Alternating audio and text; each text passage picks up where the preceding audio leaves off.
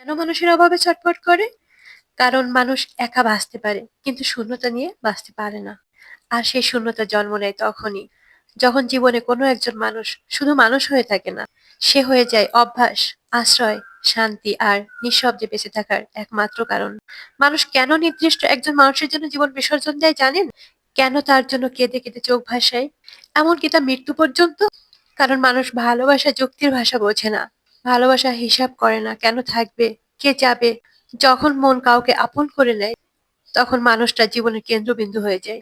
তার চারপাশেই ঘোরে সমস্ত অনুভব, সমস্ত স্বপ্ন, সমস্ত অপেক্ষা। একদিন হঠাৎ করে যখন সেই মানুষটা তার পাশে থাকে না, তখন পুরো পৃথিবীটা জনশূন্য মনে হয়। চারিদিকে মানুষ থাকে, হাসি থাকে, শব্দ থাকে, তবুও ভেতরে শুধু নীরবতা। নির্দিষ্ট ওই মানুষটা ছাড়া একটা দিন যেন বছরের সমান দীর্ঘ হয়ে যায়। সময় এগোয় কিন্তু মন থেমে থাকে ঠিক তার কাছেই।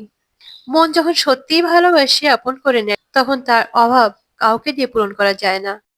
কারণ মানুষ বদলানো যায়, কিন্তু অনুভূতির জায়গা বদলানো যায় না। সে যে জায়গাটা নিয়ে যায় সেটা তার মতো করেই খালি পড়ে থাকে। সেখানে কেউ বসতে পারে না, কেউ দাঁড়াতে পারে না। ওটা শুধু তার জন্যই ছিল। হাজার মুখের ভিড়ে, হাজার হাসির মাঝেও যদি সেই মুখটা না থাকে, তবে সবকিছু অপূর্ণ লাগে। বুকের ভেতর একটা অদ্ভুত ফাঁকা শব্দ বাজতে থাকে, যেটা কেউ শুনতে পায় না, শুধু অনুভব করা যায়। তখন শুধু তার জন্যই বেঁচে থাকতে ইচ্ছে করে। আবার তার না থাকাতেই প্রতিটা নিঃশ্বাস ভারী হয়ে ওঠে। বাঁচা আর যন্ত্রণার মাঝখানে দাঁড়িয়ে মানুষ তখন বুঝতে পারে, ভালোবাসা কখনো সুখ দেয় না। ভালোবাসা কখনো সুখ দেয় না। কখনো কখনো সে বেঁচে থাকার সবচেয়ে গভীর কষ্টটা নিয়ে যায়।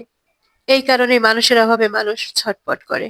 কারণ কিছু কিছু মানুষ চলে গেলে তারা শুধু মানুষ হয়ে থাকে না, তারা হয়ে যায় শূন্যতার নাম।